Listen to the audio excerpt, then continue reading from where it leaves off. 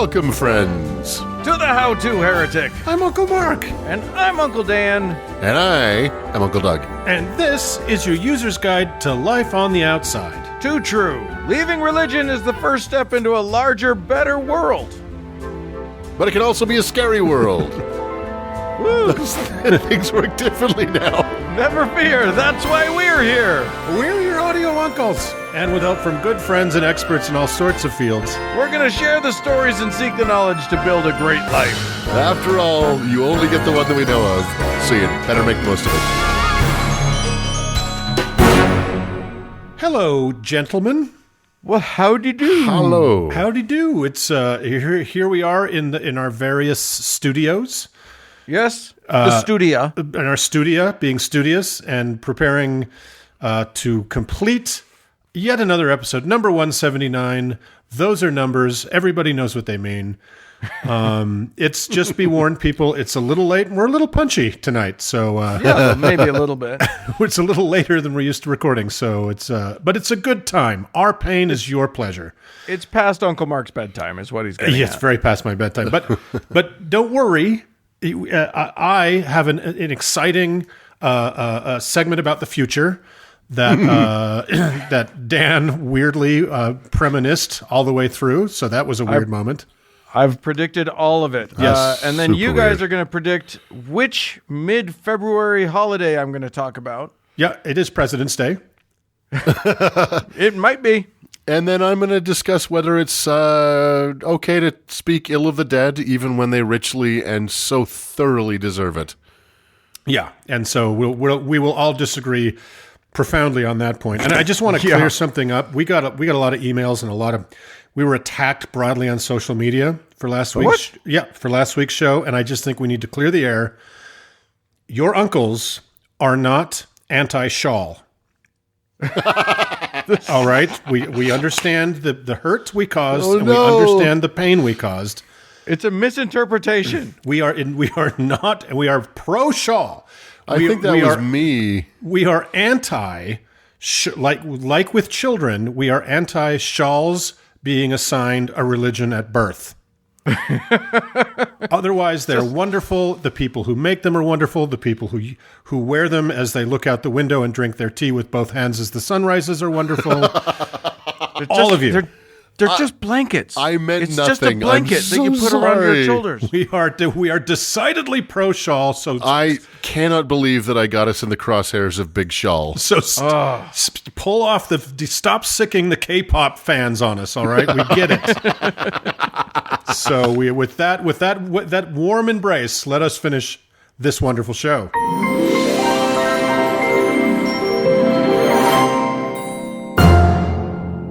Uncle Dan. Hey! The future is murky. No, the future is so bright I gotta wear shades. The past is unknown. The present is bullshit. I think I had that reversed, actually. But fair enough. The past is unknown. The past is unknown. History is written by the victors. But there are those among us who... when I was a kid and people said history was written by the victors, for some reason, I thought it meant by people named Victor. Yeah. All good historians have the same name. I was super dumb. You were dumb. Well, is doing well lifting in that sentence. Well, Victor will decide eventually. But there are those who maybe the past, the future, the present is not so murky. Yeah. And I can't believe we've not talked about this before, but Uncle Mark, you might have some insight in this. Yes, I've gazed into the future or the now, whatever. Well, now is the future. Now. Anyway. So, as our cherished listeners may know, I, Uncle Mark, am the senior and therefore most honored of the three uncles. I think I have, 6 or 7 years on you guys?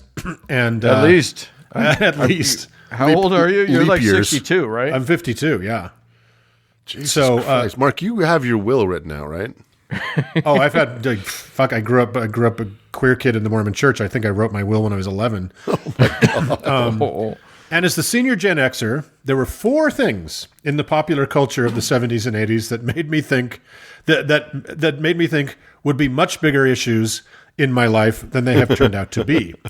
And here's the list of those things in order of most terrifying to least. So please, no children or pregnant women are allowed to listen beyond this point. Thing the first, the Bermuda Triangle. Terrifying. Yes. Oh my God, that was the thing in the 1970s, you guys. I was so afraid of it. And to make matters worse, my first ever airplane flight when I was 11 years old was to go with my dad on a business trip to Hamilton, Bermuda. Oh, That's true. The first time I ever went on a plane, the mix of excitement and terror was overwhelming. It was like touching the face of God. Of all the triangles, I was led to believe the Bermudan one was the hungriest one. Okay, thing the second, quicksand. yep. I knew it was coming. Quicksand may have been the leading cause of death in all of 1970s television. It was. There was a period where I was loath to walk on anything other than solid concrete because I thought the world was 99% human-hungry sucking mud. I recently, just last night, Andrea and I rewatched the Swiss Family Robinson. Which, there was quicksand in that, wasn't there? There was some quicksand in that. Well, you guys- There was also apparently an Indonesian island that had ostriches and zebras, but that's okay. Well, it's gone now. It wasn't so much mud as it was just kind of like soft sand that you just, over the course of several hours. just slowly died. The mostly elevator in took movies you and down. TV, it was just brown water. Exactly. Right. I should point out, I have never, in all of my travels as an adult person, ever actually come across quicksand. I know it exists, but I haven't done No, it doesn't exist. it. Doesn't it? I don't think it's real. Oh, we're going to get emails. There are mud pits that I think are, maybe that was based on. And there are sinkholes, but I don't think that there's actual quicksand. I did a little bit of cursory and not very reliable research, and I think that it's not real. Anyway, go on. All right, we'll get emails. Thing number the third, chloroform. If you're under 40, you've likely never heard of this magic shit. But in almost every episode of every show that was on every channel between 1975 and 1984, a guy in a black turtleneck with black leather strangler's gloves and aviators would put a tiny bit of fluid from a little brown bottle onto a handkerchief, walk up behind Angie Dickinson or Angela Lansbury in a phone booth, just touch their face with it, and boom, they were out like a Tiffany desk lamp. Never face away from the door in a phone booth if you wish to remain unkidnapped in the third act, you guys. Goodbye, millennial listeners. And lastly, and most importantly for today, the thing I was convinced would be a serious presence in all of our lives here in 2021 was Nostradamus. Oh, you predicted wrong. I did. And according to pretty much every television show on at the time, the bowl-gazing prophet had and would continue to predict every major world event with staggering accuracy from beyond his grave, which had been cooling for over 400 years prior to the Leonard Nimoy narrated paranormal and cryptozoology series In Search Of. Oh, my that God. was so dominated my Saturday afternoon television consumption. Oh, yeah. Do you remember that? I do. I never saw it. It's so crap. I mean, I love Leonard Nimoy, but he was just so underproduced. I think I'm just too young for that. There was the Star Trek cast did some wandering after the show was canceled and before they started making the movies. But who hasn't at least vaguely heard of this mysterious and totally 100% accurate prognosticator of everything that has happened over the last 500 years? Well, let me gaze into the mists of the past and tell you. Michel de Nostradame was born in 1503. He later Latinized the family's name to Nostradamus.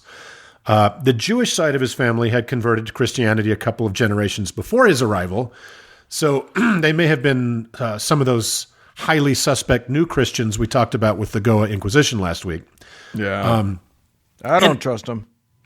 Anyway, he got married, had kids, then his wife and kids died, most likely of the bubonic plague. That was all the rage at the time, though it's not quite clear. He wanted to train to become a physician, such as they were at the time, and enrolled in university shortly before being kicked out for practicing apothecary on the side. Basically, he was into herbalism and tinctures and things like that. Oh, he was crossing the streams right there. Yeah, and for some reason that was expressly forbidden specifically in the university's charter. Weird. So he never actually earned whatever sort of barbaric medical degree was on offer at the time, despite practicing, quote, medicine for the rest of his life. He remarried.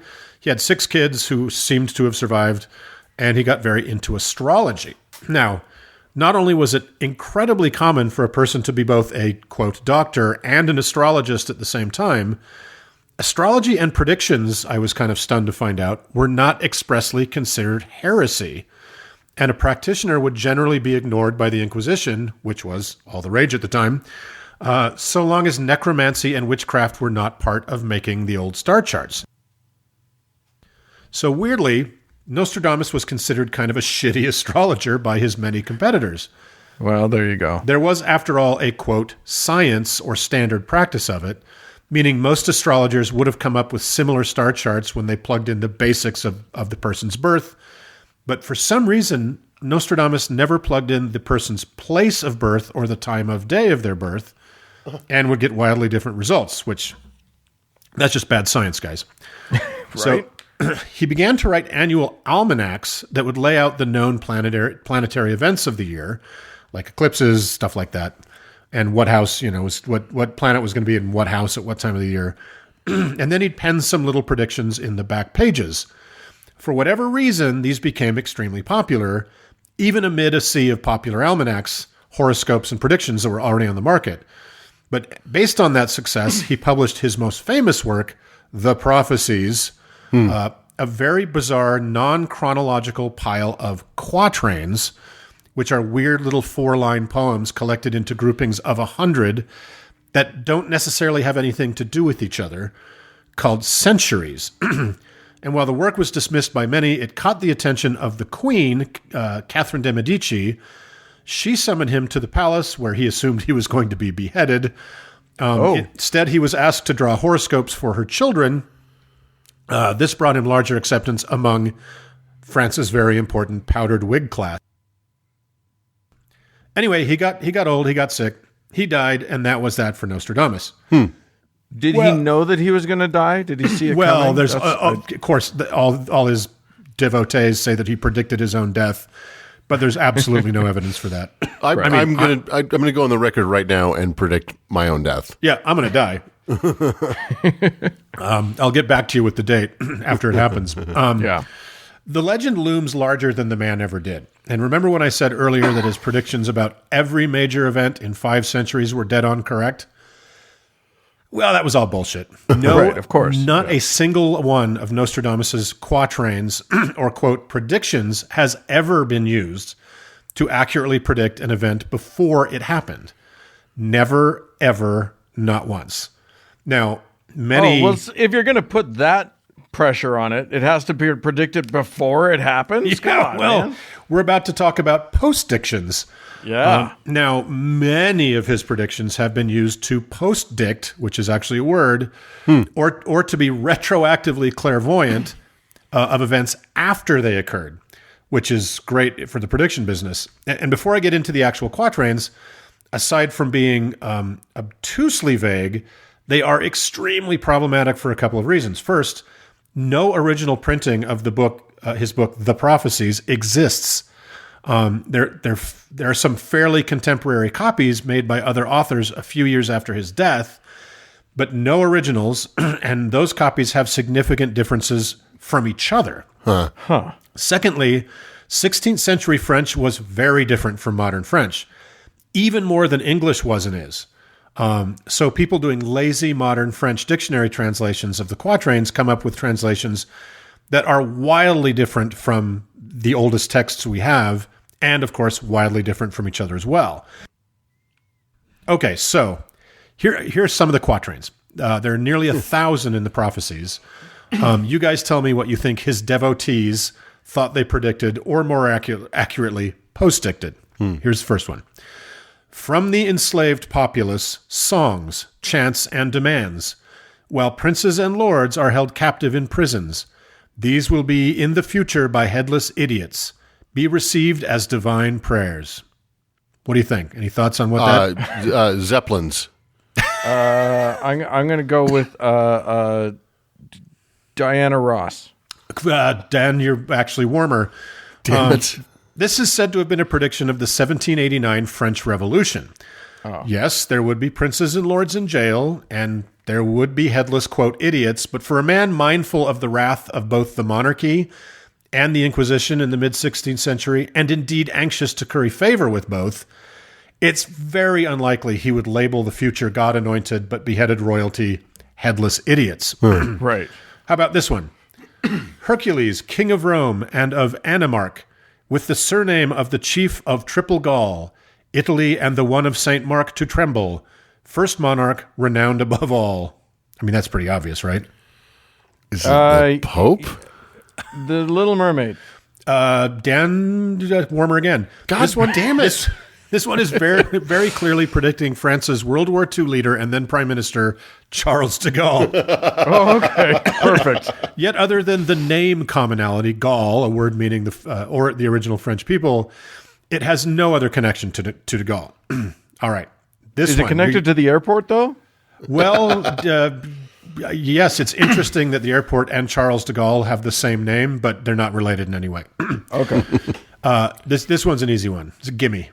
Near the gates and within 2 cities, there will be scourges, the like of which was never seen. Famine within plague, people put out by steel, crying to the great immortal God for relief.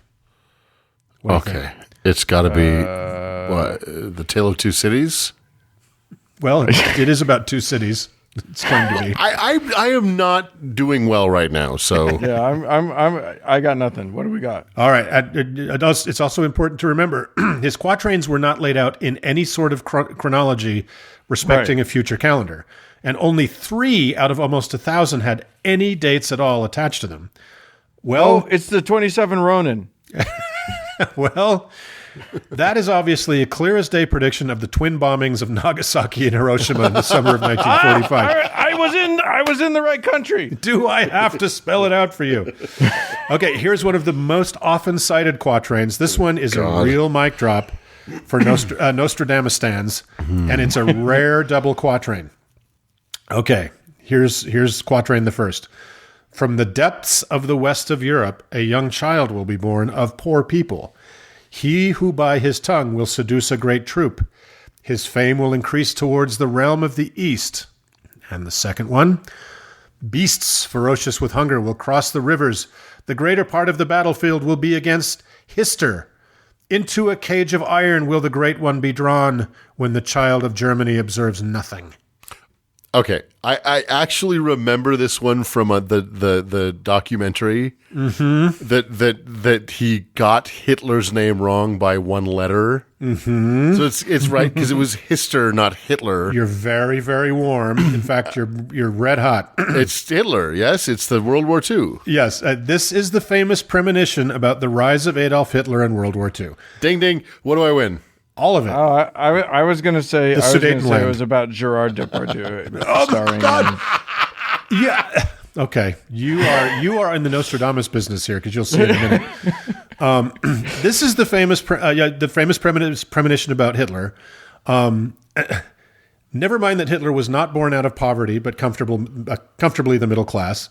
Right. The thread this yo-yo hangs on is the word, as Doug said, Hister.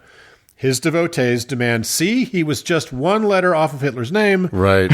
So close enough is as good as for prophecy as it is for horseshoes and hand grenades, I guess. And that would be impressive if the word Hister didn't mean something else entirely. Right. It is commonly known as the Latin name for the Danube River. Okay, sure. Oh, well, at least you tried. Okay, here's a big one. You ready? This is another double quatrain, so just get the imagery in your head. Okay. In the year of the new century and 9 months, from the sky will come a great king of terror. The sky will burn at 45 degrees. Fire approaches at the new great city.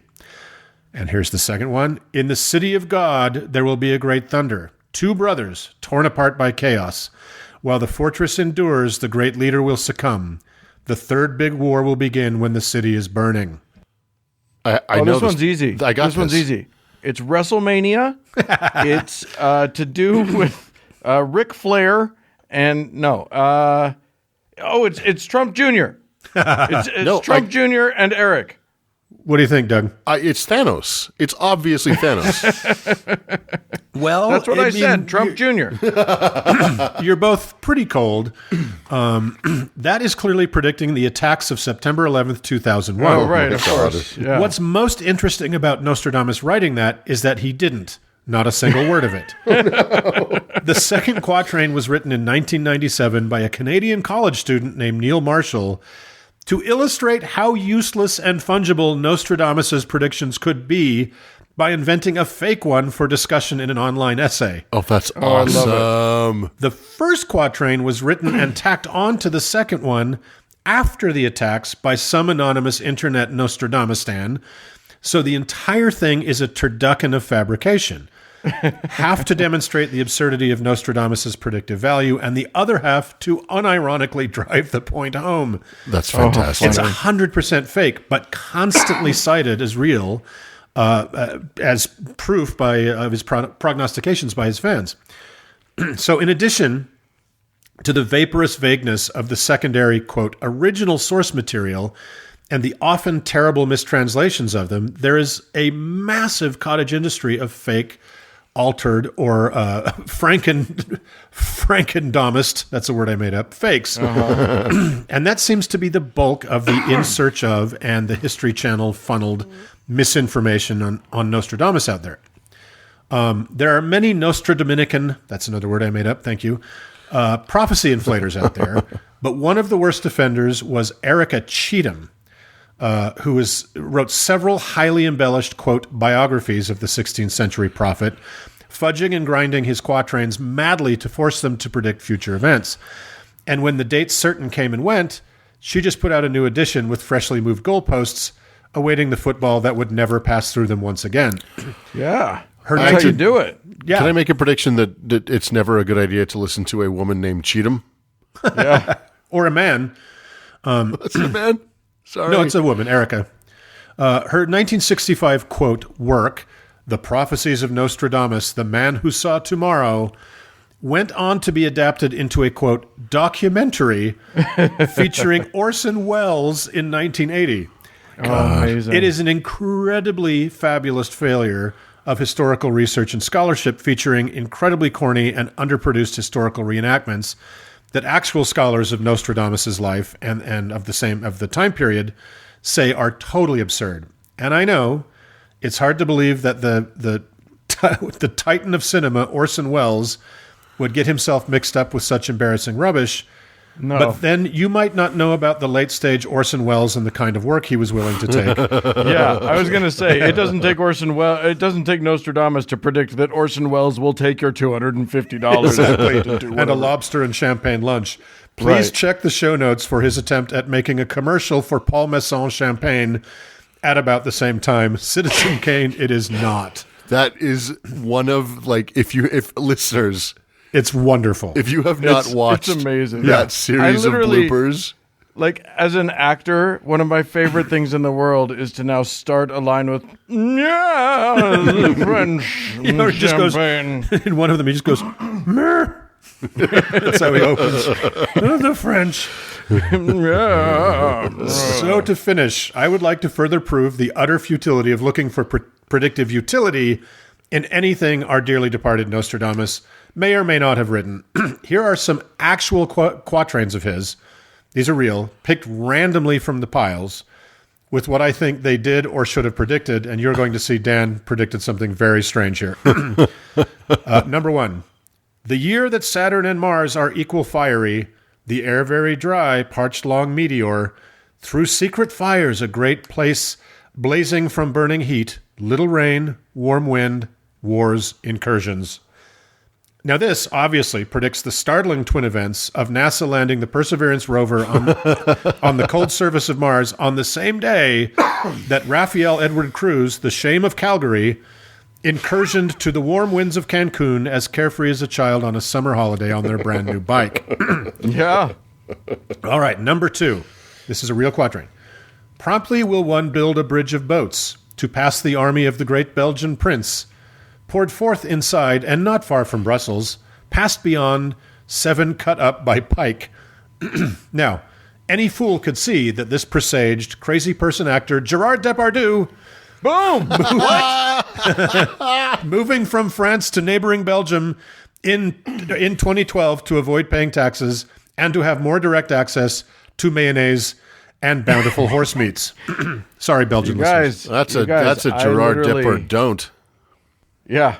Boom. Yeah, how you pulled that out of the hat earlier, Dan, I have no idea.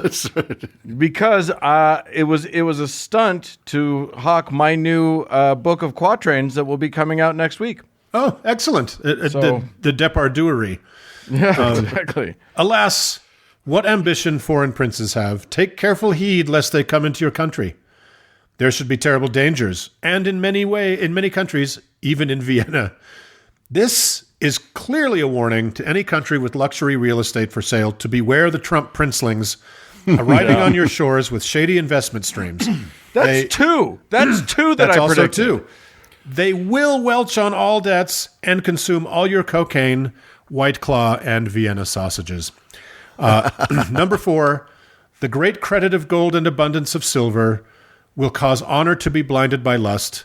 The offense of the adulterer will become known, which will occur to his great dishonor, which, of course, is a prophecy about Trump fixer Michael Cohen writing a check for $130,000 out of his own bank account to pay hush money to adult film actor Stormy Daniels to keep her quiet about what she has described as, quote, the worst 90 seconds of my life. I think what you've just done, Uncle Mark, is disproved your own thesis about his non-predictive abilities, because clearly you figured out what he was talking about. Boom, the Ouroboros, I have come full circle. The snake is eating its tail. That's right. And finally, number 5, the cause of her death will be issued from Florence. One time before drunk, by young and old, by the 3 lilies, they will give her a great pause, save through her offspring as raw meat is dampened.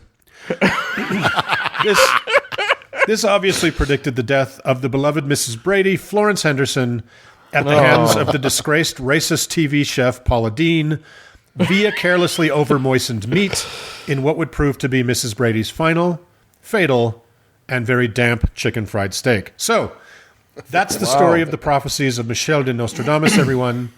There are not prophecies there at all. They are at best Rorschach tests, giving any reader of them the ability to reflect their own time and place in history and their own judgments into what are just amusing, meaningless haikus. And remember, what we always say, it's usually when we're talking about the Bible, if a thing can mean anything, it means nothing.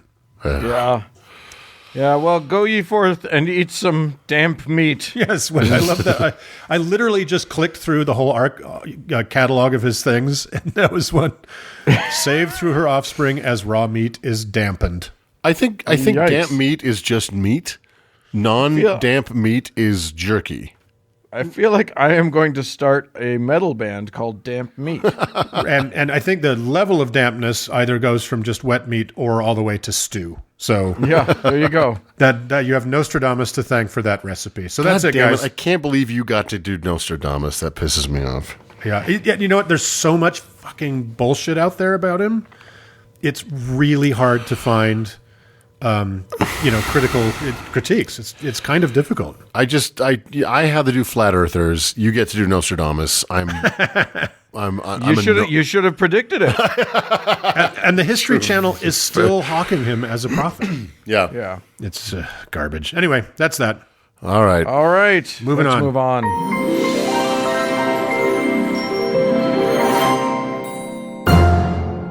Uncle Douglas. Mm-hmm. You and I think we include Dan in this, we celebrate pretty much everything. We're a celebratory crew. Yeah, we're a celebratory crew. I keep cases of champagne on hand in case, it's something on either the Julian calendar or one of the other calendars comes up. Well, everybody knows about my famous Arbor Day blowouts. Oh, yes, when we chop down all the trees in your neighbor's yards. My Arbor Day bonfires. Yeah. But I think Dan has special holidays he likes to celebrate. Well, interestingly, we just passed a holiday, and we here on the show made absolutely no mention of it last week. And in this, the worst possible timeline, I'm guessing that, like me, many of our listeners did little to nothing to celebrate. Mid-February can be a bit weird for some, and I don't blame them. By the way, do you guys know why this month is called February? I do. Oh, okay, well, put a pin in it. Yeah. We actually talked about this in one of our episodes, but yes, I won't say anything. Put a pin. Yeah. First, let's talk about the big holiday. Let's go back to Rome, 3rd century. No, not that 3rd century, though. 3rd century BCE. Oh, sorry. Did you think I was going to be talking about St. Valentine? You stupid uncles. Today, we're discussing the holiday that used to be celebrated mid-February, which, in the fine Christian tradition, was subsumed by a far more boring celebration. Today, we're going to talk about Lupercalia. Oh. From the song, Lupercalia, No, Lupercalia. The reason I want to go back to the 3rd century BCE is that that's where we get the earliest written account of the story of the founding of Rome. I don't want to get too into the weeds here, but let's start with Remus and Romulus. As the story goes, and I'm sure that when you hear it, you'll agree that it must be 100% true, Romulus and Remus were born in a kingdom called Alba Longa, in what we now call Italy, sometime in around 750 BCE. Now, their mother, Rhea Silvia, also known as Aelia, though I don't know why, was the daughter of King Numitor, who had been knocked off the hill by his brother Amulius, so he was king now. Now, Rhea Silvia was a priestess to the goddess Vesta, known as the Vestal Virgins, but she seems to have lost that title when she was visited by the god Mars in a grove dedicated to him. She became pregnant, which really pissed off Amulius and knocked her off of that Vestal Virgin pedestal. She pissed off Amulius mainly because any sons she had might be considered to have rightful claim to his throne. So, when she delivered twin boys, he commanded that they would be drowned in the Tiber River. Now, Tiberinus, anyway, the god of the river, saved the boys and dumped them on a bank right in the middle of modern Rome. There wasn't really anything there at the time. Then a she-wolf found them and took them to a cave in a hill and suckled them to keep them alive. As you know, wolves are notoriously kind to helpless little creatures. Yes, it's a fantastic image, the she-wolf, the famous Roman she-wolf of the Republic. Yes, indeed. Yeah.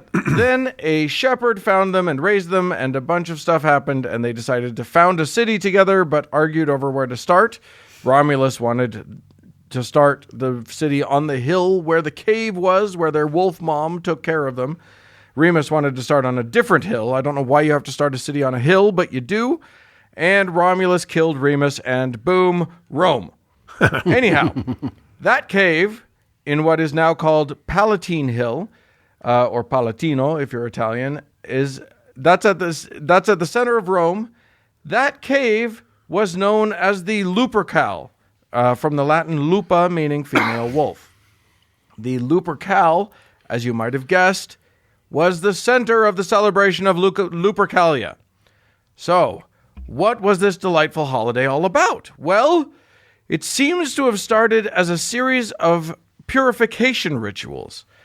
The second month of the Roman calendar was apparently a time of purification. It was named after Februa, the plural of februum, which was anything, a februa was anything, or a februum was anything used to ritually purify.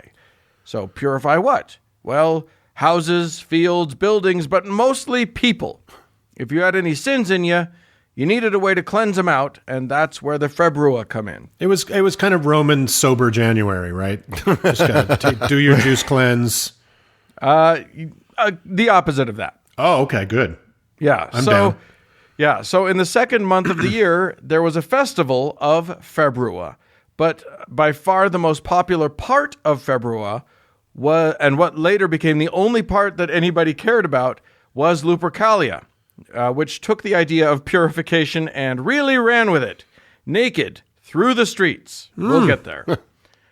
On the 15th of February, a group of strapping young priests known as the Luperci, which roughly translates to Brothers of the Wolf, or, I don't know, wolf monks, something like that. They would go into the Lupercal to make a sacrifice. Sacrifice to whom?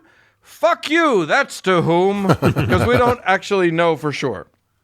It may have been to the god Faunus, who is the Roman equivalent of the Greek Pan, or to Inuus, who may have been a version of Faunus, but was all about the sexy time. Or maybe even a wolf goddess called Luperca, but that one seems most spurious.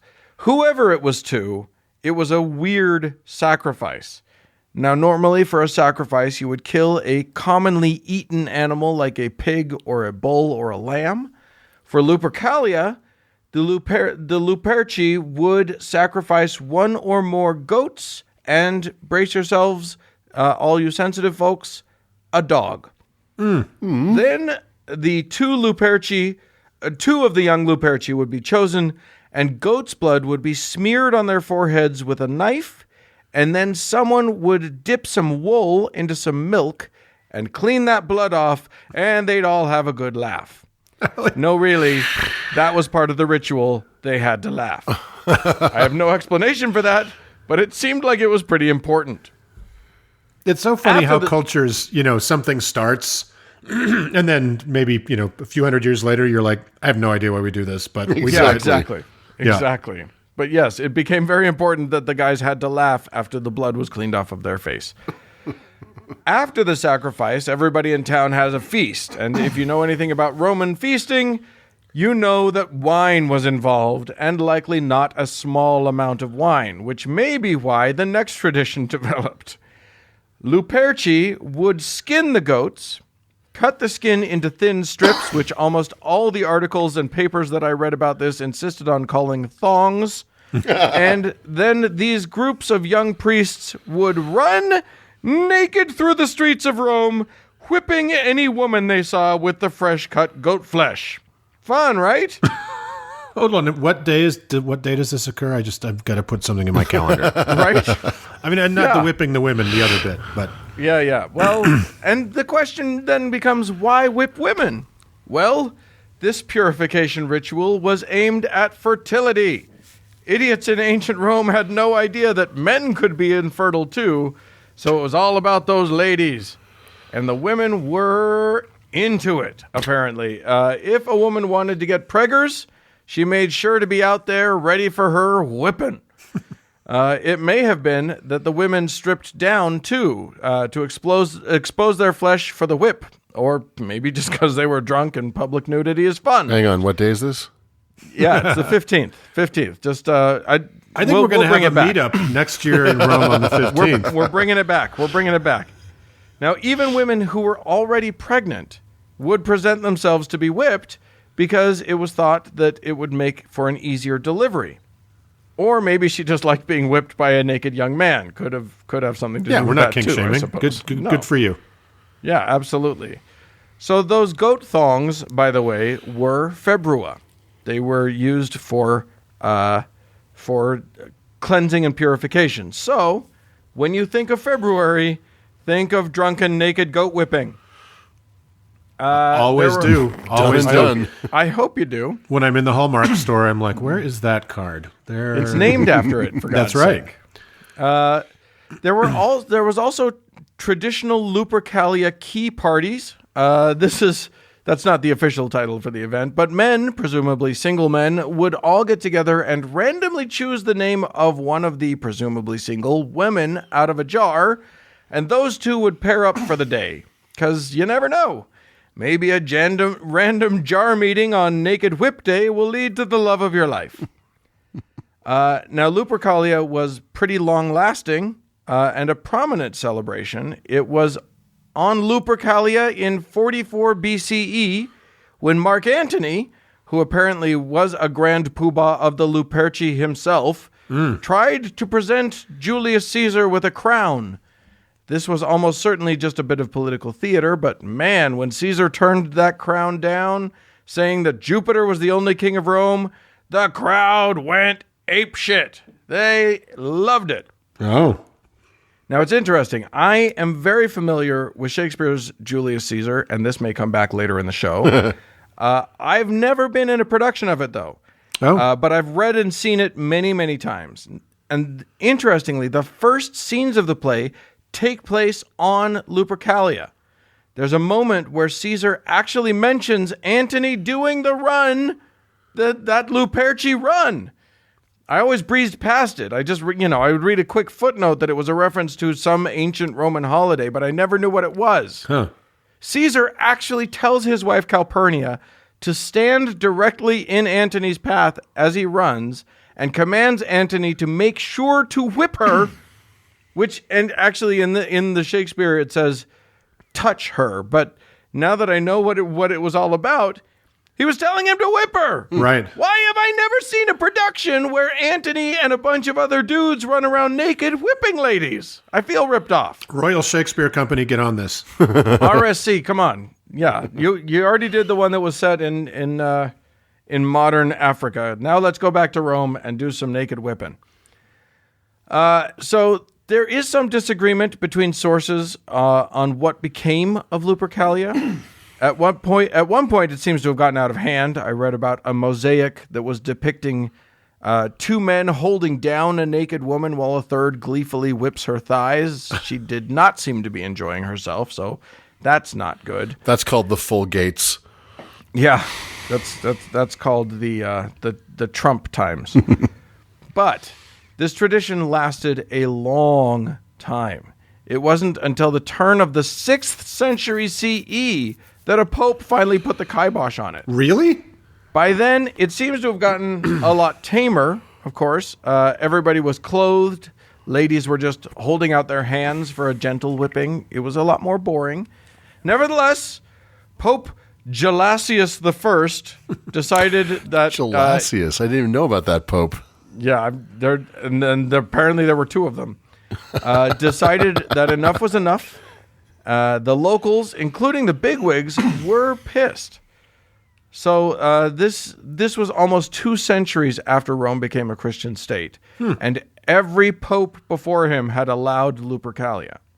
But he argued that you can't just stamp out all of the heathen fun at once. You have to slowly torture it to death, and this was the final gurgle.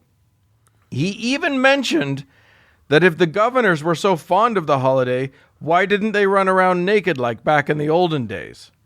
So apparently, this was not an invitation to go have more fun, which is how I would have taken that. Like, oh, you Pope, you say we can go run around naked like the olden days? Yeah, it's a command from the Pope. What are you going to do? It was instead, it was a way of pointing out that they weren't doing it right anyway because they knew in their hearts that prudishness was the best. And thus, in the year 494, it died, sort of, officially. And then, 2 years later, 496, Pope Gelatinus officially established February 14th, the day before Lupercalia, as the feast day in honor of a guy who died way back in the year 269. Now, there's no evidence to say that he did that directly in order to subsume the celebration of Lupercalia, but it's likely that if everybody feasted St. Valentine on the 14th, they weren't likely to feast again the next day. It's just too much feasting.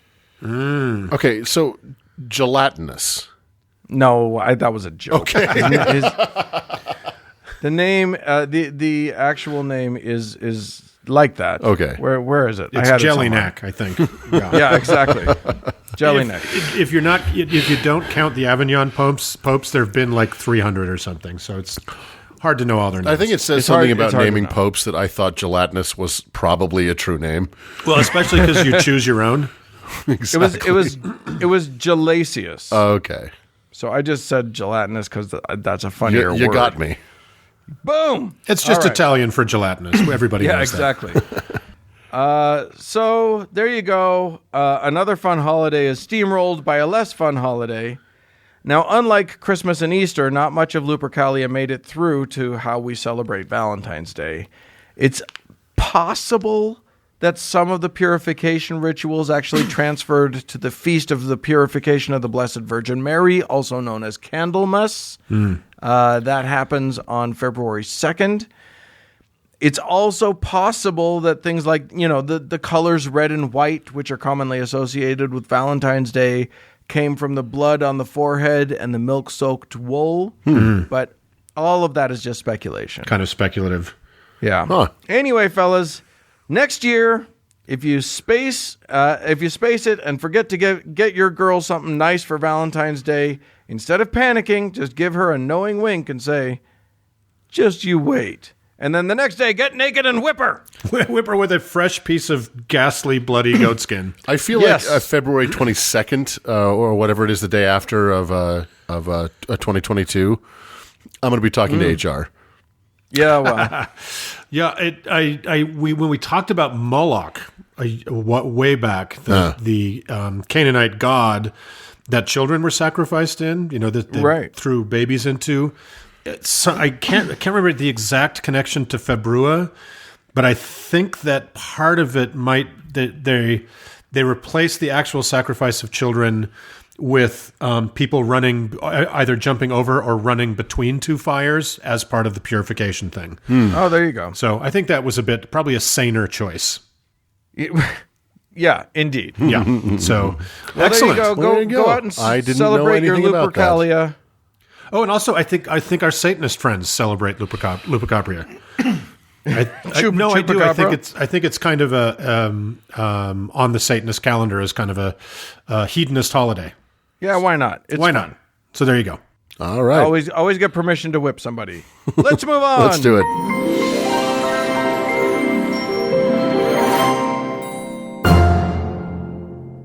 Fellas. Hello. Yeah. I'm glad you're still here. You caught me mid-beverage. I'm sorry. We do the show for free. It's free for everybody. But certain people are very, very kind. They love us the most. And they are, and if you have a little bit of cash lying around, why not give it to your favorite uncles?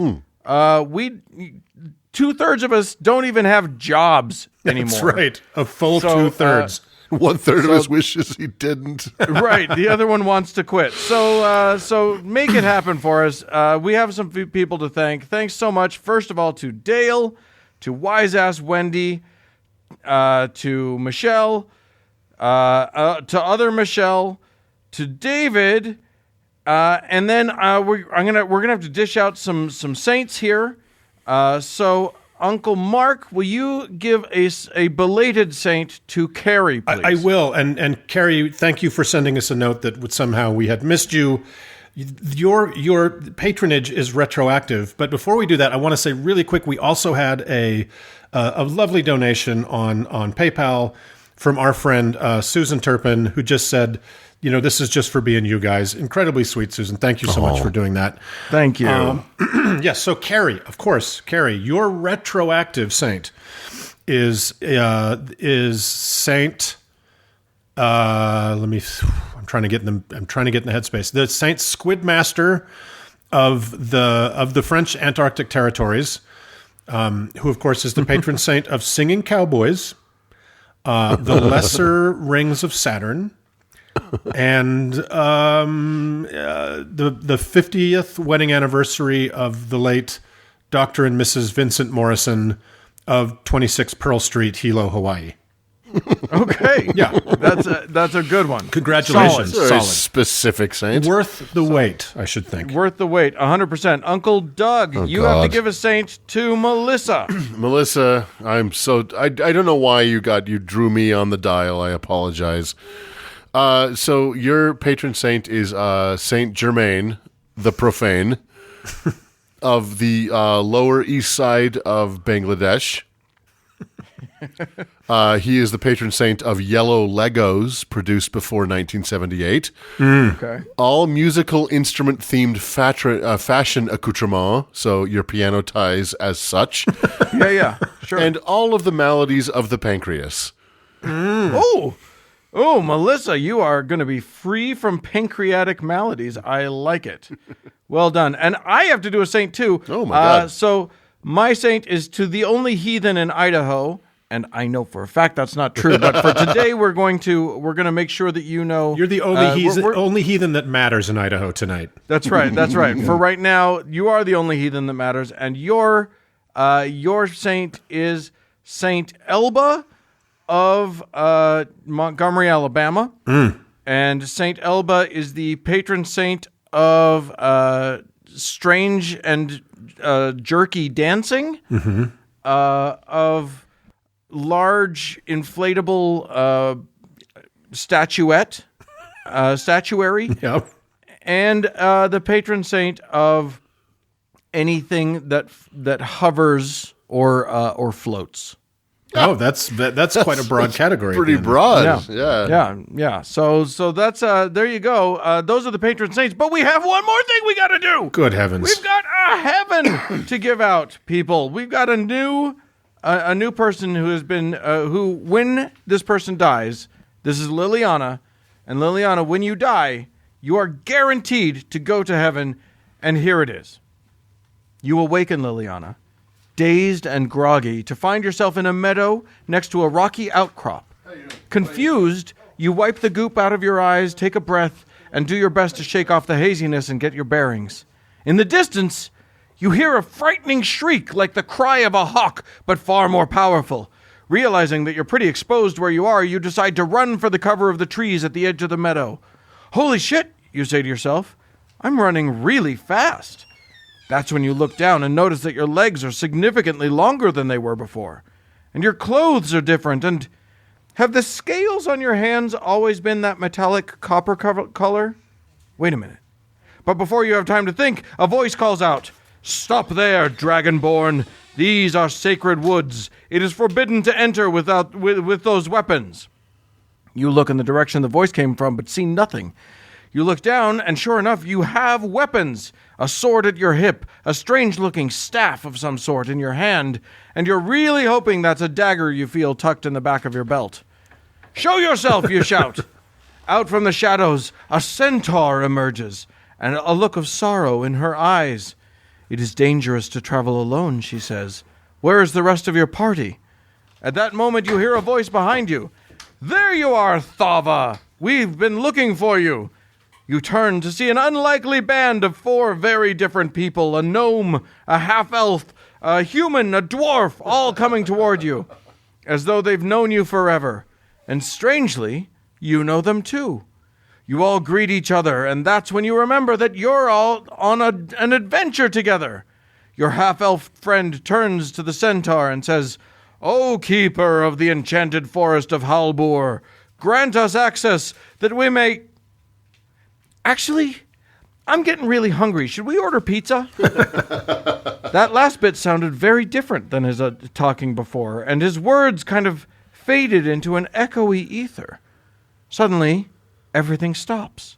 You, the centaur, and all of your friends just sort of stand there for a really long time.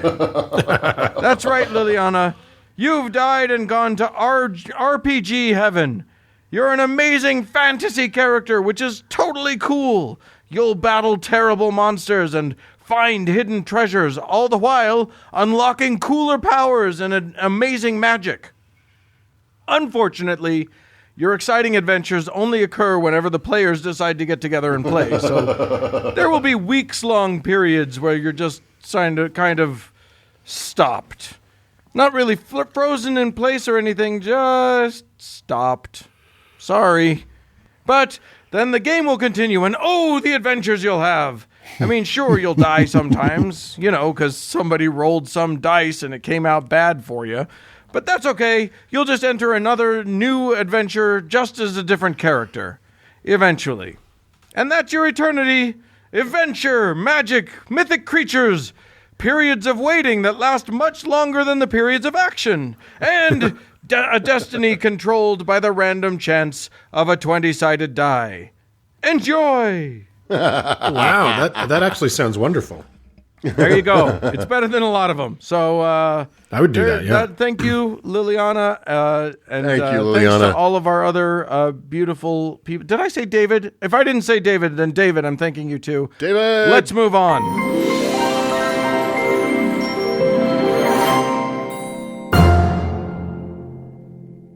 Uncle Mark. Well, hello. If you can, I'd love for you to name a Presidential Medal of Honor winner. I mean, it's such a rare and it goes to only the greatest of Americans. Yeah, I know that Neil Armstrong got one. Okay. Yeah. I know that. I think Harriet Tubman got. Harriet Tubman. She didn't exist. My God, listen to me. I know that Rosa Parks got one. Yeah. So it's really reserved for the best Americans. It tends to be. Tends to be. Yeah. Really hate the way we're opening this segment because it makes me so mad. Oh, Uncle Doug, bring us down then. I'm going to take it away. Yeah, get rid of it. But we're going to get to that later on, and it is truly, and I'll retouch on this, of the many outrages of the Trump administration, and for reasons that we'll discuss, that was one of the darkest, most loathsome, infuriating moments of the entire fucking nightmare. And it probably happened just because he knew that it would infuriate people like us. Truly. And we'll get there, but this medal was pinned around the neck of one of history's true pieces of shit. Yeah. Well, dear uncles, this last week saw the passing of one, as I said, of history's great pieces of shit. After a lifetime of pumping a steady stream of vicious, racist, homophobic, xenophobic, transphobic, misogynist, bigoted, science-denying, counterproductive, cruel, mean, personal, and stupid bile into the body politic, the cultural zeitgeist, and into tens of millions of homes for over 30 years, Rush Limbaugh expelled his last halitotic breath, his last phlegm-flaked breath from his corpulent putrescence, shuffled off his mortal boil, kicked the 10-piece crispy bucket, and in every applicable way went the way of the dodo. I was not a fan. With that, I may be tipping my hand a bit as to where we'll end up in today's discussion, but with the passing of such a singular bag of dicks such as Limbaugh, I feel less the need to look for the good he may have done in his lifetime, spoiler alert, there wasn't any, but to deliver what John Oliver lovingly coined in his podcast The Bugle, a fuck eulogy. Yes, indeed. Right. For in the words of Mark Antony in Julius Caesar, Act 3, Scene 2... friends, Romans, countrymen, lend me your ears. I come to bury Caesar, not to praise him. The evil that men do lives after them. The good is oft interred with their bones. Oh, excellent work. Yay. Thank you, Dan. Oh, how I wish that were true.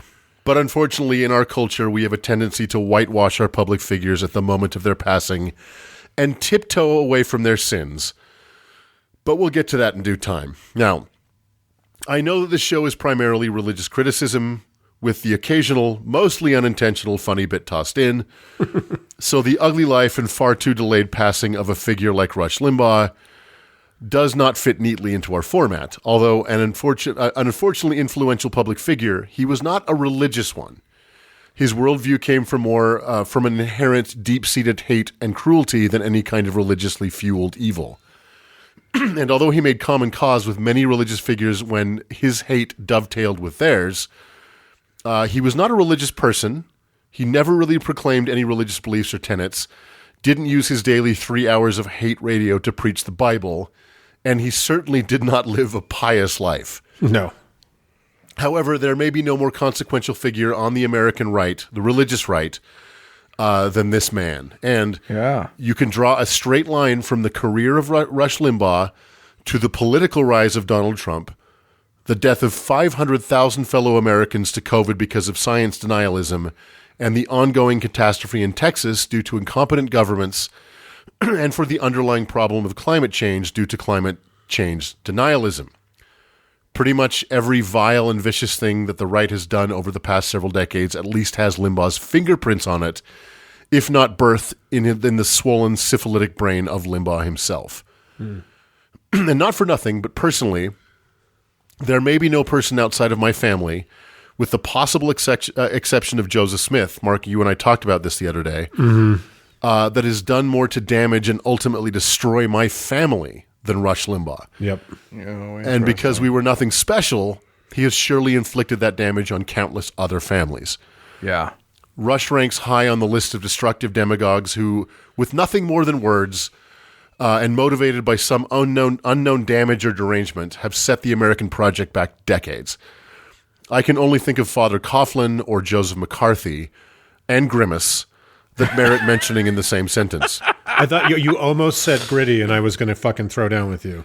I found you guys are very sensitive about Gritty, so I'm going to lay that one off a bit. Gritty is one of us. Gritty is on the side of the angels.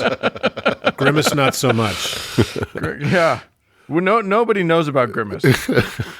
Grimace is the one who runs all the pedophile rings. That's the problem. I would love for QAnon to be true to find that out. But tell your QAnon friends for that for us, guys. Let's see if it ends up in the bloodstream out there. Yeah, exactly. Let's start that one. So, for a look back at Rush's spiritual predecessor, listen to Uncle Mark's segment on Father Coughlin back in episode 37, because on top of everything else he was, Limbaugh was not even fucking original. So today, I'd like to talk just a bit about the life and career of Limbaugh, how he became what he became, and what that has done to our country, and what his legacy will probably be.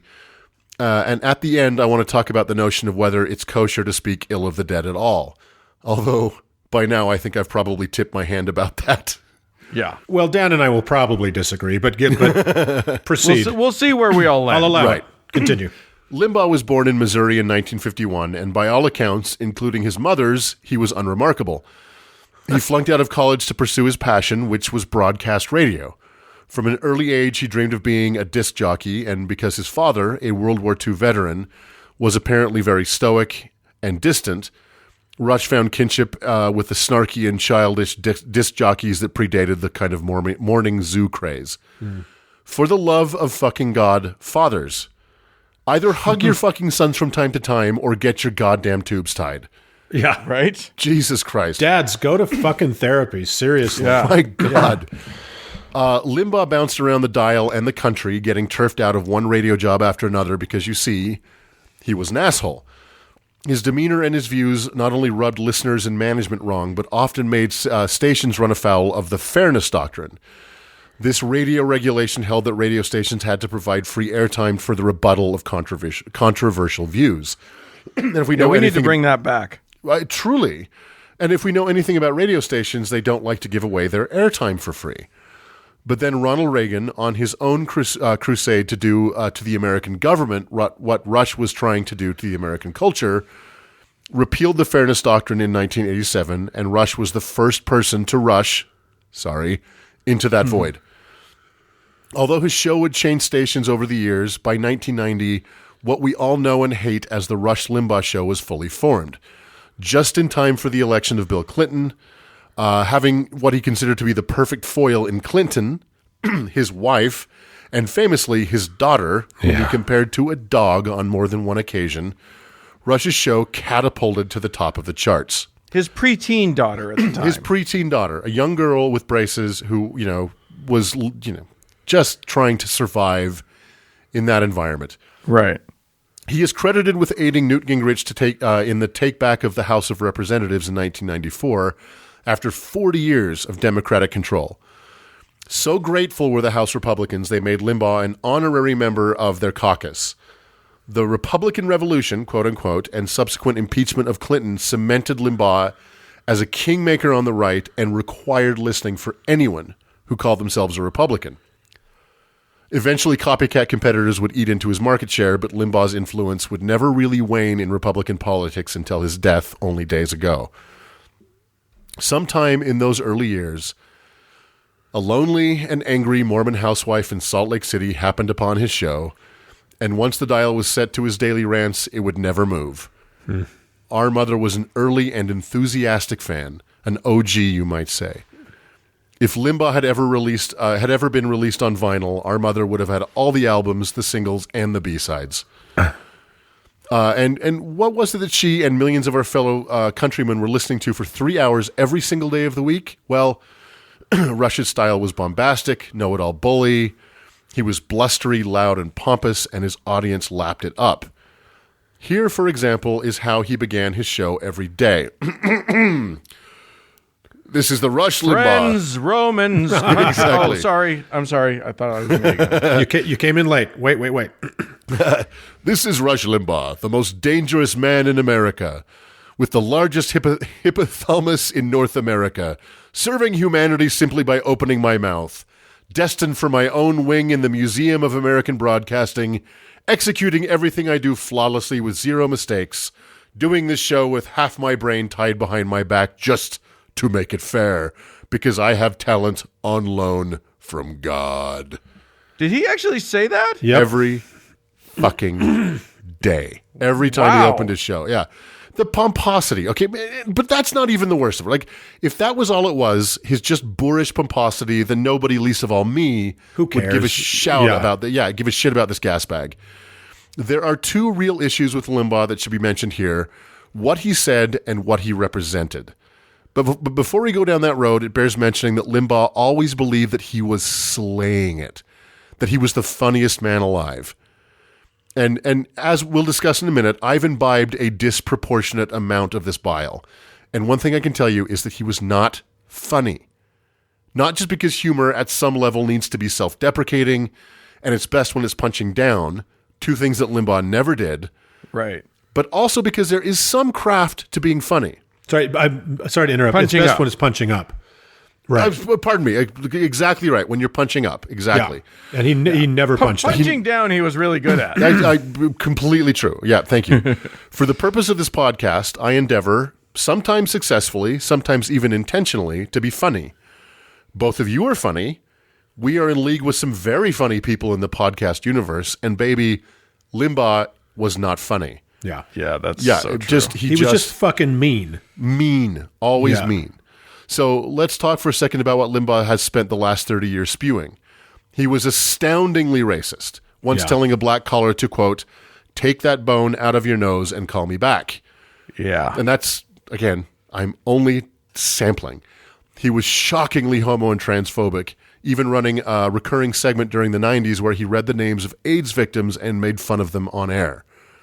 Yeah, like after they've died. Yeah, dead. Right. And just ordinary people, not public figures, just ordinary people. Ordinary people. Yeah. So keep that in mind, anybody who wants to call us out for speaking ill of the dead. Yeah. Exactly. It's turnabout is fair play at some level. Exactly. It's got to be. He was unbelievably anti-immigrant, often referring to wetbacks, towel heads, other epithets that I cannot repeat on here, or I won't. He was absolutely anti-science, claiming that evolution, climate change, and green energy were hoaxes. And, of course, he was famously, disgustingly anti-feminism. Yeah, and just to remind everybody, this is a man, and not that not that everybody needs to go to college or everything, but this is a man with essentially no education. Yeah, exactly. He spoke about these things as if he was an expert. He knew nothing. He knew nothing, and not for nothing. He was, and we can talk about this as he approached the end of his life. He didn't have an evolution. He didn't have a personal journey. No, what he said, 30 years ago was what he was saying 4 days ago, right? Like, Yeah. like many of us, we have a journey. We grow, we learn, we improve. Rush Limbaugh was kind of out of Minerva. He was what he was from the beginning. Go with what works, man. Yeah. Exactly. The guy got wealthy off of not improving. Like I didn't write a segment about his wealth here, but his wealth is shocking and horrifying. Yeah. Horrifying. Yeah. He became incredibly wealthy. Anyway, he not only coined the term feminazi, but got into one of the most repulsive flame wars of the entire pre-Trump era. In 2012, a woman's rights activist named Sandra Fluke was advocating for contraception to be covered by insurance in the same way that, say, Viagra was. Right. That's called foreshadowing. Limbaugh was enraged by this uppity C word daring to advocate for the health of her gender. And so he said the following on air, broadcast to 30 plus million homes. He said the following, quote, "What does it say about the college co-ed's Susan Fluke?" He mispronounced her name, who goes before a congressional committee and essentially says that she must be paid to have sex. What does that make her? It makes her a slut, right? It makes her a prostitute. She wants to be paid to have sex. She's having so much sex she can't afford the contraception. She wants you and me, the taxpayers, to pay her to have sex. He followed up with this. So, Miss Fluke and the rest of you feminazis, here's the deal. Jesus. If we are going to pay for your contraceptives and thus pay for you to have sex, we want something for it, and I'll tell you what it is. We want you to post the videos online so we can watch. Fuck. Such a scumbag. How did the religious right embrace this man? Because the thing. religious right is loaded with misogyny. Like, this is not... Well, Exactly. yeah, but also he's advocating for pornography. For live pornography. There is so much wrong with that. I don't even know where to begin. Yeah, but he didn't. He paid a cost in the sense that for a period of time, he did lose some sponsors, and he did lose some local affiliates dropped his show for a time. But before long, he was back to his former malignancy, and not for nothing, but the religious right couldn't have cared less. Right. Because they're so anti-contraception. Yeah. Right? Which is also bizarre. Like that's that's an anti-abortion pill right there. And you might be going to discuss this, Doug, but you know, he's such an asshole and he knows so little about anything that he thinks that birth control pills are like Viagra. Exactly. And that you have to take, like he has to take Viagra. He had to take Viagra every time he wanted to have sex. So that's how birth control works. That's how exactly the pill works. Yeah. Yeah, and that's what he thought, is that a woman needs to take a birth control pill every time she wants to have sex. And again, the religious right didn't say a fucking word about this. Right. It's so repugnant. So repugnant. Now, and bizarre. Just completely incoherent. Yeah. Well, and here's the thing. I'm sampling from a list that is basically fucking endless. Yeah, it's 3 hours a day for 30 years. Every day, Limbaugh said things that would offend any kind of enlightened sensibility, right? Believe me, I know. Here's the thing. I am a bit of an expert on Rush Limbaugh, unfortunately. Not only was he kind of a constant presence in the last few years before I moved out of my parents' house, because our mother had him on all 3 hours every day. Yeah, the radio turned all the way up. Every fucking day. Yeah. But I kind of got into him in the 2000s. And to be clear, I listened to him ironically and anthropologically. but I listened to him a lot, nearly every day. I can't believe you did that. I did for years and years. I just listened. I would always listen to Rush Limbaugh, and I never, ever did it because I thought he had a good point, but because it was kind of fascinating and shocking. And there must have been a part of me that was like, this guy basically ruined my family. I want to hear it. Yeah. But I'll tell you what, whatever gravitational pull he might have, it never affected me. And I'm not bragging. It was always self-evidently stupid, boorish, mean-spirited, and awful. Yeah. Right? But I listened to him almost every day. And I can tell you a couple things about his show. One, he was not at all, ever, even a little bit, funny. And secondly, every hour of every day that he was on broadcast, he said something terrible, awful, vile, cruel, and shocking. Every hour of every day. And this was pumped into tens of millions of houses for 3 hours a day for decades. Right? Yeah. And businesses. I would go to, I'd go someplace to pick up an order, for something, and they would have it just be playing on the radio in a business. Exactly. There's one thing I did learn about his style, and this is, a point of personal privilege. I did kind of figure out that he had a certain way of being between, a catheter and boner pill commercials. What he would do is he would talk about an issue very superficially and from a very specific point of view to kind of get your blood boiling. And then before you could kind of drill down or really think about it, he would pivot to the next one. The old switcheroo. Right. Yeah. So he'd, feminazis doing this, women, this, that, pivot. The climate hoax, this and that. They're trying to take away, Pivot. Mexicans are coming to take your jobs. Pivot. Boner pill commercial. Yeah. 3 hours a day, every day for decades. So, and this is not even to mention his lifestyle. He was thrice divorced, 4 times married. In 2006, he had a pretty famous incident where on the way back from the Dominican Republic, he had a entire bottle of Viagra pills confiscated by customs and a prescription that wasn't even his. Yeah. Wow. He was clearly a sexual tourist in the Dominican Republic. Yeah. And he was, this became a thing. And he said on his show, quote, "I had a great time in the Dominican Republic. I wish I could tell you about it." So we know what he was doing. And God only, what the depravity that he probably was up to is not known. Yeah. In 2001, he began to go deaf ironically, but it didn't stop him. By the time he died last week, he was 100% deaf. Oh, really? Yeah, 100% deaf, which, Beethoven, he was not. So finally, we're getting there, but what he represented is the other vile thing about Rush Limbaugh. What he said was so vile and so terrible, and it was delivered every day to millions of households, but what he represented was what happened in America, and it may be Rush Limbaugh's fault, and it certainly gave space for Donald Trump, is what happened to just living a good life and being a good person for its own reward, for its own sake, right?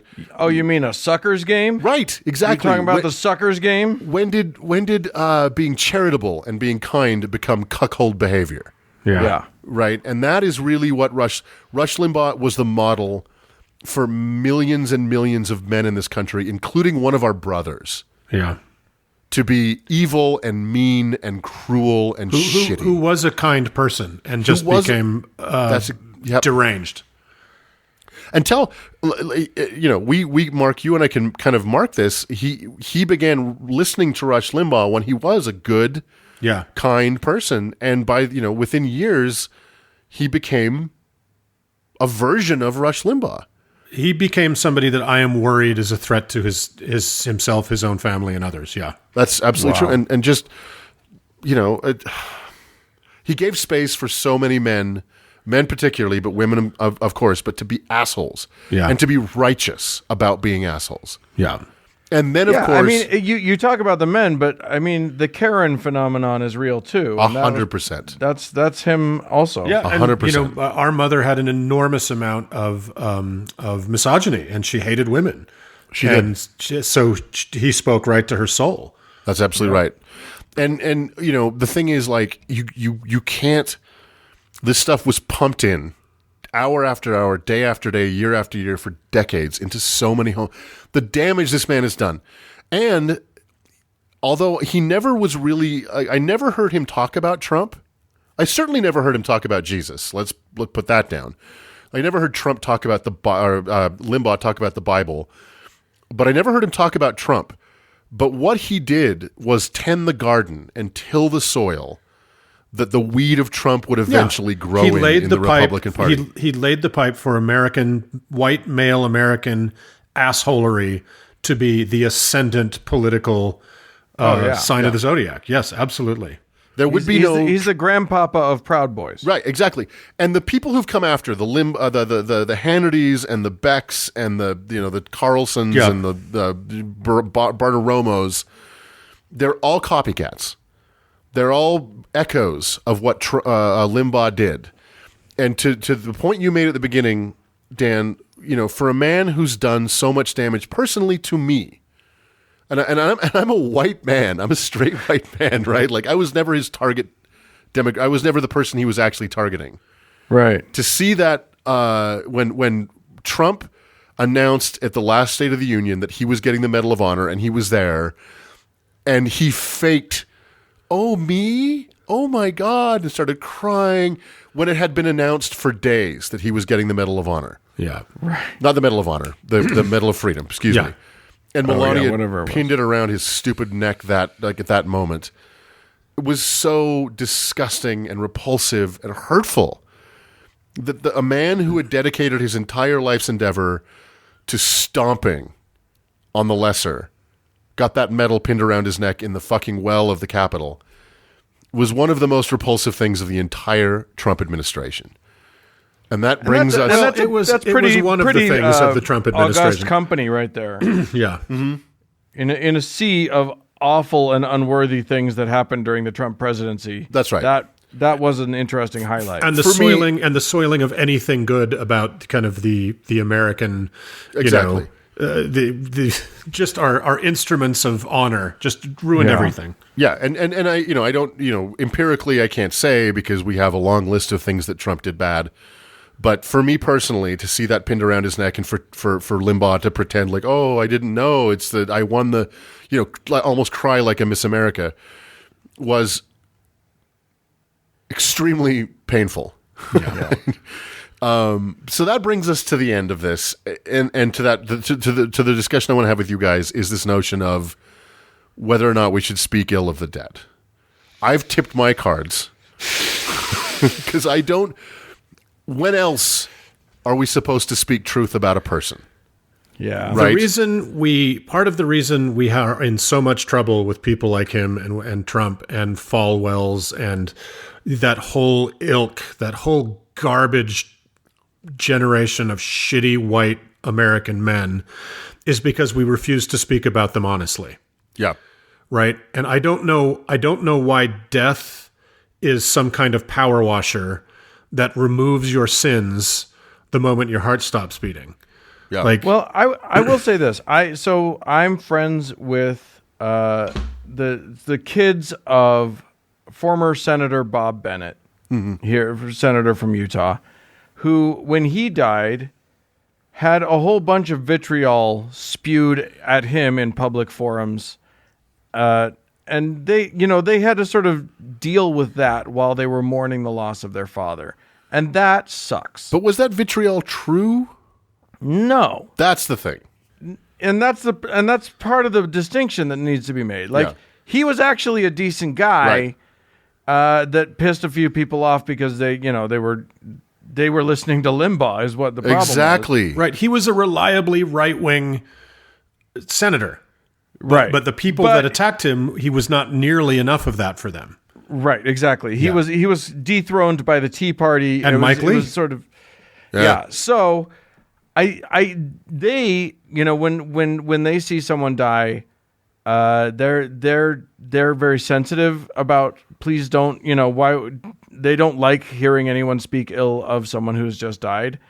I say, it's unlikely that any of Limbaugh's surviving family are going to be listening to the How To Heretic. So I have no problem on that front.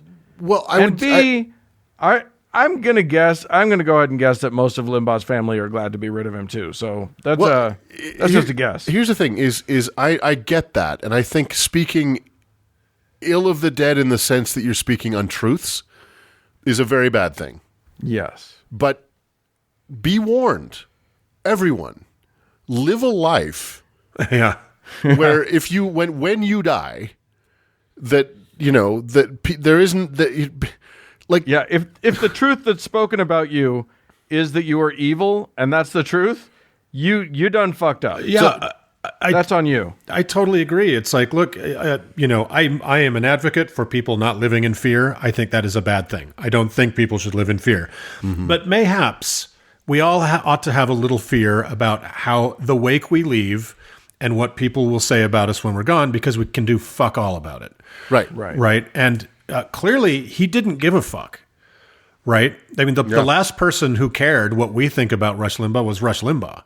Yeah. Right. And he's not, look, in our patron only segment today, we talked about Mitt Romney and his politics and his morality and stuff. And let's just say that none of us are really fans, but there is kind of a spectrum of disagreement that normal people have.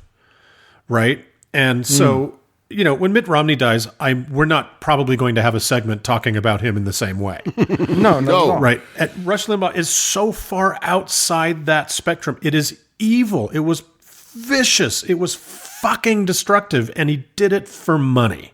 Yeah. He didn't give a fuck. He probably really didn't give a fuck. He just had terrible opinions, and somehow he ended up making $85 million a year off of them. Yep. And turning our country more racist and more homophobic, more sexist in the process. Giving sanction to the worst impulses of shitty people. And the copycats who have followed on after him are people the likes of Sean Hannity and Tucker Carlson. Like, they're worse. Yeah. They're worse. And So there you go. I think we can safely say I'm glad he's dead. Piss off. I'm glad he's pleasant dead. Fuck eulogy to him. I'm glad he's dead, and I wish he had died sooner. And I don't apologize for that. One of the best things that evil people can do is die. Yeah, that's right. So there's a quote from Voltaire that I think is apt, and it is, "To the living we owe respect, but to the dead we owe only the truth." Okay. So live a life where the truth that's told after your death is a positive one, or shut the fuck up. Right. Yeah. You know what? And when I die, I fully expect people to speak honestly about me. I wouldn't want anything else. I cannot wait for that. Sorry. Yeah, someday we'll get that chance, Doug. But yeah, exactly. Like, speak honestly of me, and hopefully that the truth of my life is net positive. And if it's not, then you or anyone else cannot fucking bitch about it. I'm sorry. Yeah. I'm so fucking... All right, so we're going to go breathe now. Thank you all, and let's move along. Let's move on.